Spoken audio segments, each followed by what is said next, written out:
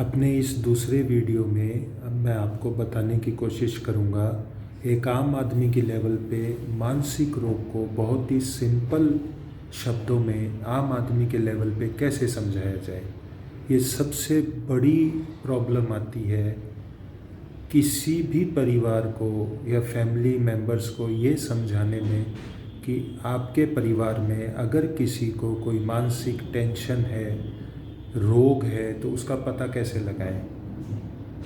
सबसे पहली बात, स्वास्थ्य होता क्या है। शारीरिक, मानसिक और सामाजिक रूप में सही तरह से काम करना ही स्वास्थ्य कहलाता है।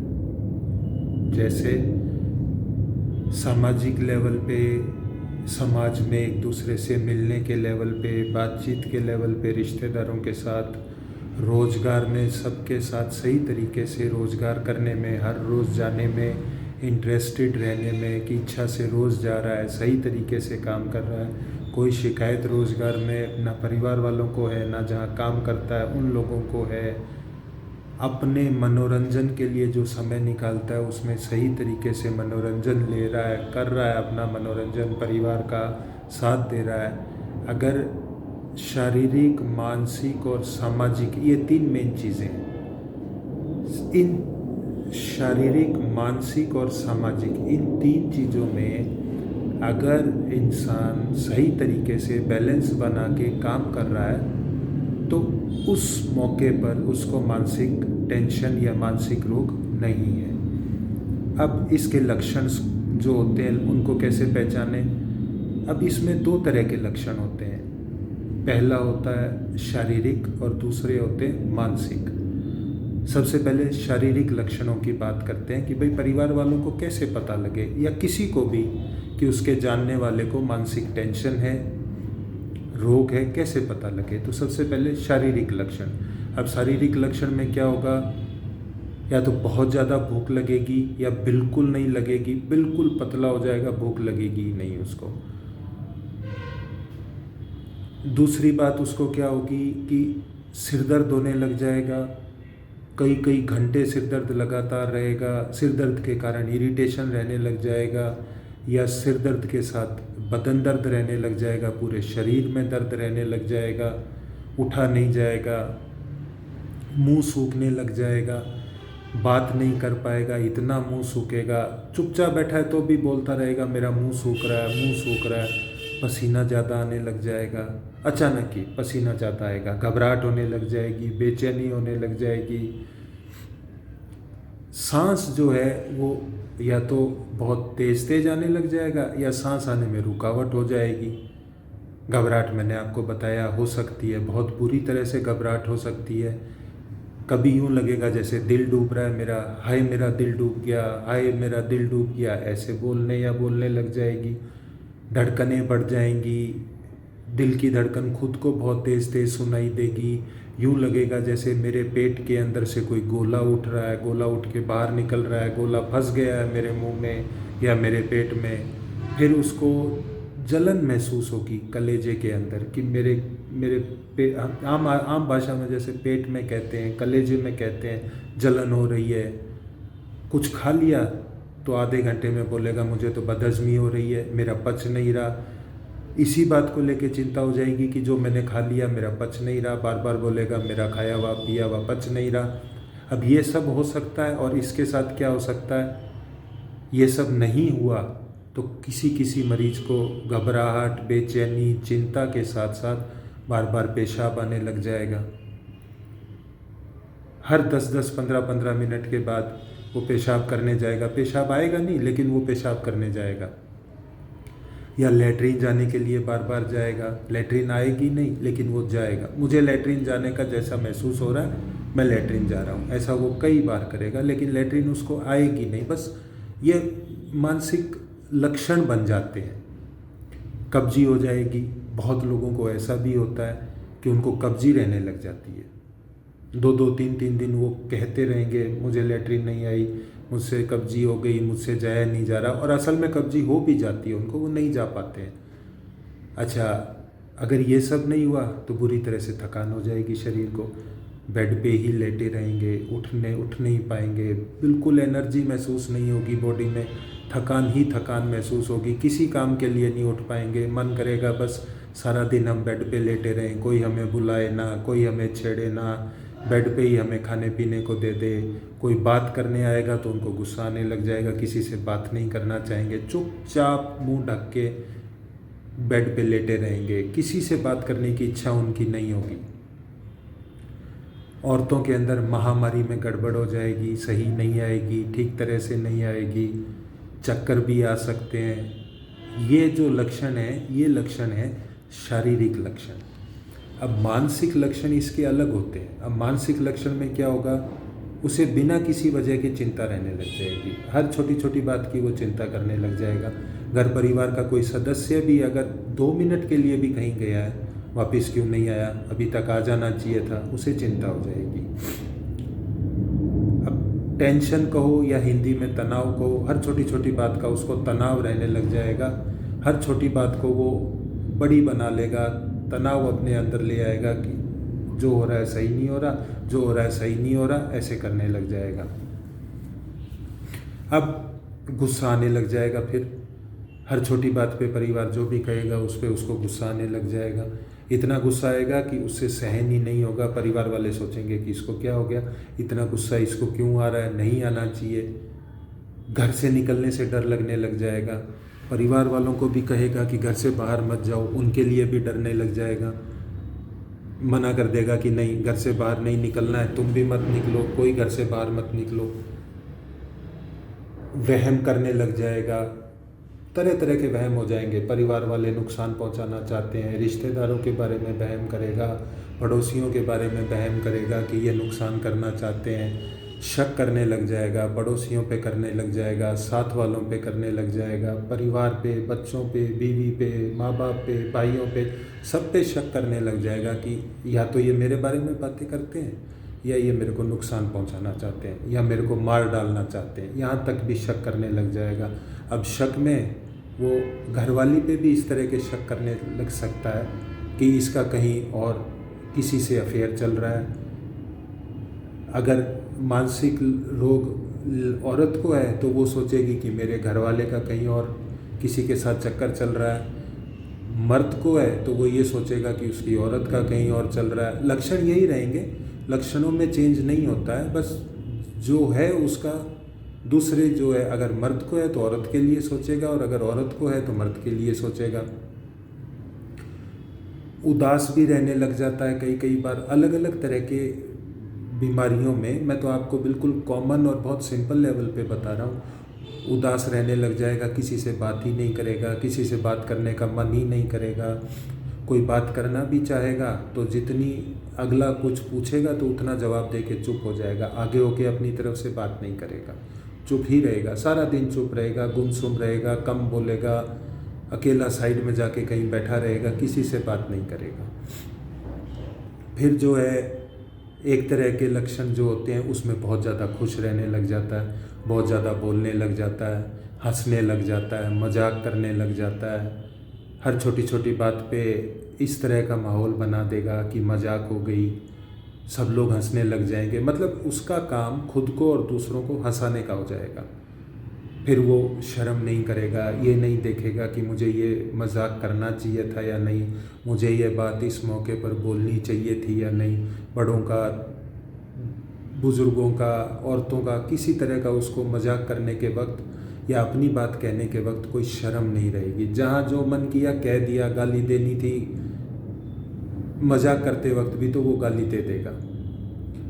कई बार क्या होता है कि कोई काम करने का ही मन नहीं करता है, सारा दिन घर बैठा रहेगा, 2-2 महीने हो जाएंगे, 20-20 दिन हो जाएंगे, काम पे जाने का मन ही नहीं करेगा, घर बैठा रहेगा, लोग कितना भी बोलते रहें वो काम पे नहीं जाएगा। नींद नहीं आएगी।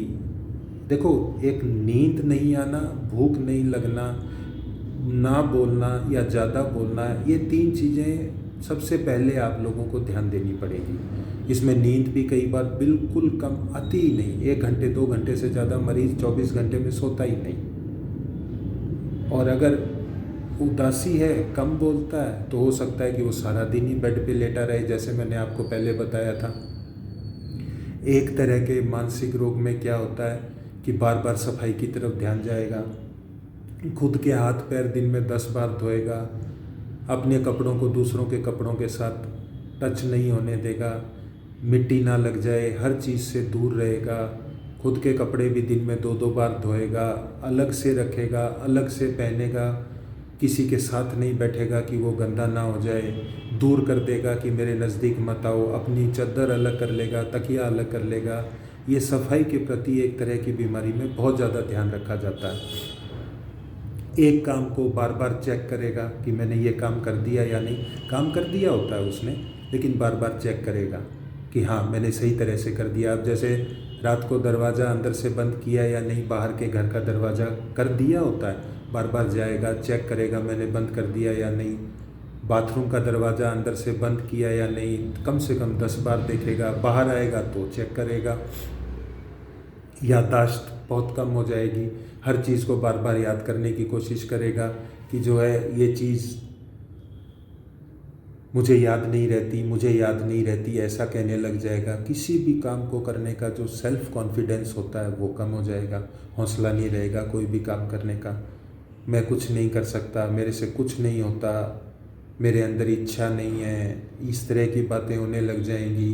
कभी कभी जो है मरीज को क्या होने लग जाता है कि उसे ये लगता है कि उसे कानों में आवाज़ें सुनाई दे रही हैं, कोई उससे बात करना चाहता है, कोई तीसरा इंसान जो वहाँ होता ही नहीं वो उससे बात करना चाहता है, उसे कोई कुछ कह रहा है, उसे कोई कुछ हुक्म दे रहा है कि तू ऐसा कर, तू वैसा कर, या उसे ये आवाज़ें सुनाई देती हैं कि लोग उसके बारे में बात कर रहे हैं कानों में, लोग उसको गालियाँ दे रहे हैं, और फिर वो उस हिसाब से उनसे बात करने लग जाता है। जब आवाज़ें सुनाई देंगी उसको कानों में तो वो उन लोगों से अकेले बैठे बोलने लग जाएगा।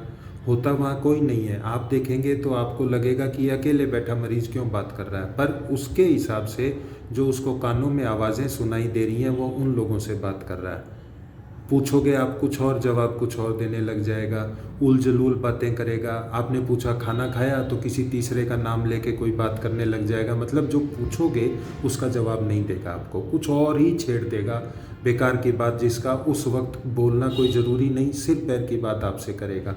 अकेले बैठे हंसने लग जाएगा, हंसता रहेगा, अकेले बैठे ऐसे इशारे करने लग जाएगा, ऐसे इशारे करने लग जाएगा, अकेले बैठे एक तरफ हाथ करके ऐसे एक तरफ ऐसे हाथ करके बोलने लग जाएगा कि मुझे वो दिखाई दे रहा है, मुझे भगवान दिखाई दे रहा है, कोई मरा हुआ रिश्तेदार दिखाई दे रहा है जो मेरे से बात करना चाहता है। रात को उठ के अचानक चीखने लग जाएगा, मुझे आदमी दिखाई दे रहे हैं, मुझे मारने आ रहे हैं, मुझे मार डालेंगे, मेरे सामने खड़ा है, मुझे दिख रहा है, भूत आ गया, मेरे अंदर माता आ गई, मेरे अंदर कोई ओपरी कसर हो गई, इस तरह की बातें करने लग जाएगा, जो कि हकीकत की दुनिया में आप लोग उसके चारों तरफ नहीं देखोगे, लेकिन उसको ऐसा ही लगेगा।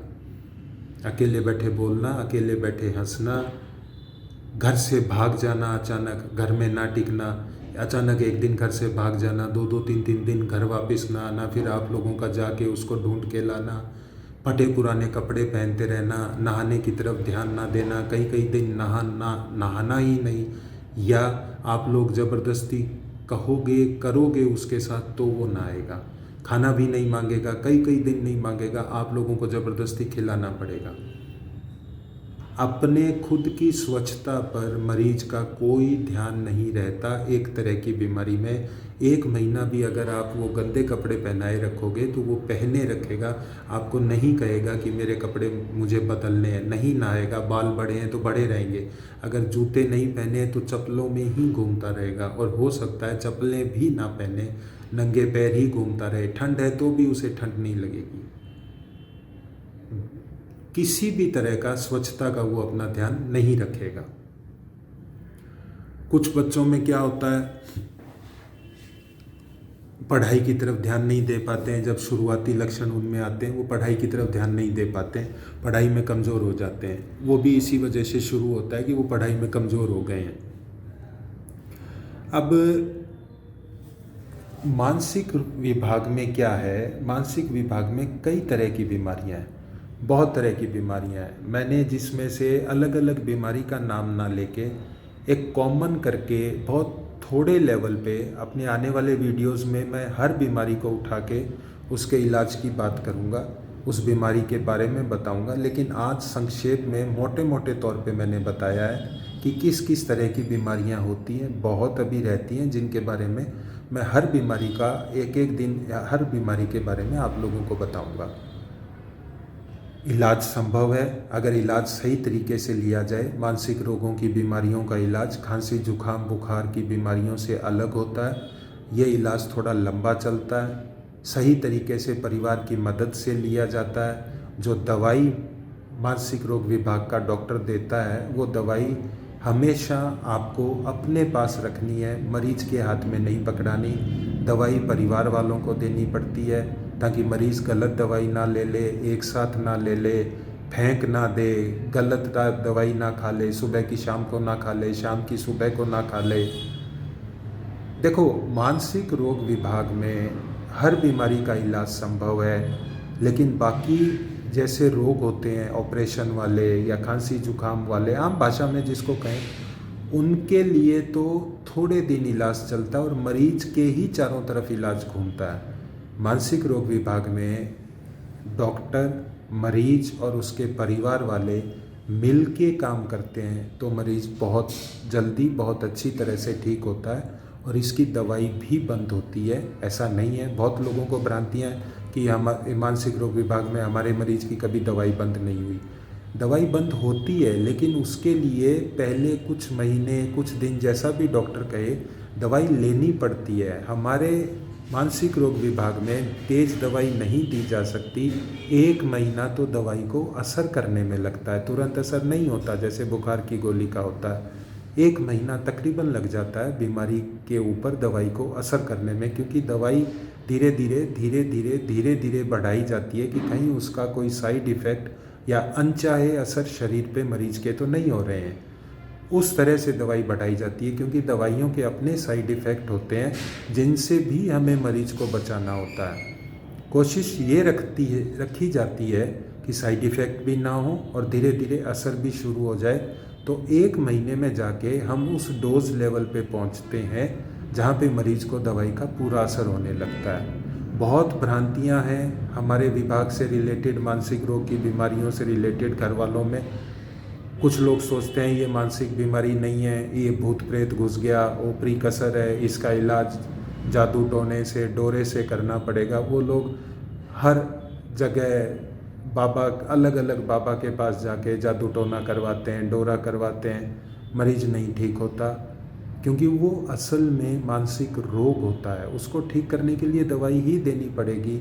आप चाहे जितनी मर्जी कोशिश कर लो, बिना दवाई के ये रोग ठीक नहीं हो सकता।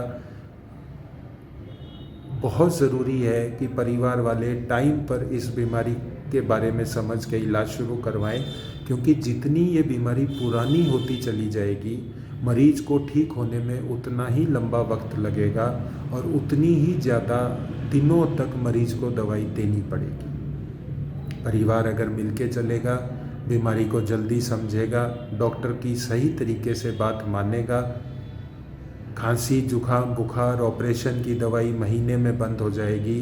हमारी दवाई 1 महीने में तो असर लाना शुरू करती है, इसलिए टाइम लगता है तो परिवार वाले थक जाते हैं, दवाई देना ही नहीं चाहते। ऐसा मत करें। टाइम पर सही तरीके से बीमारी को समझ के डॉक्टर से संपर्क करें। जैसा मैंने आपको बताया, आप मुझे संपर्क कर सकते हैं। मैंने पहले भी अपना नंबर पहले वीडियो में दिया था, अब भी बता देता हूँ। 70 15 888 610 7015 888 610 पर मुझसे सुबह 10 बजे से लेकर रात को 10 बजे तक मुझे कॉल करें, मेरे से संपर्क करें, अपना समय लें अपॉइंटमेंट का, मुझसे बात करें। और इस कोरोना काल में, घर बैठे कोरोना काल में आ नहीं सकते, मजबूरी है, मरीज को नहीं ला सकते, समझता हूँ। घर बैठे मुझे 4G वीडियो कॉलिंग पे मरीज से बात करवाएं। परिवार वालों से बात करूँगा, मरीज को देखूँगा, मरीज से बात करूँगा और उचित होगा, ज़रूरी होगा तो इलाज भी शुरू करूँगा। प्रिस्क्रिप्शन अपने यहाँ से भेज दूँगा, आप लोग अपने शहर में जहाँ भी बैठे हैं वहाँ से दवाई ले सकते हैं और हर हफ्ते 10 दिन पे आप मेरे से समय लेके बात कर सकते हैं, ताकि मैं मरीज़ को दवाई का कितना फ़ायदा हो रहा है, कोई नुकसान तो नहीं हो रहा, घर वालों से बात करके उसका इलाज आगे बढ़ाता रह सकूं जब तक ये कोरोना का वक्त ख़त्म नहीं हो जाता। उसके बाद आप लोग आके अस्पताल में, सिरसा में मुझे दिखा सकते हैं। धन्यवाद। नमस्कार।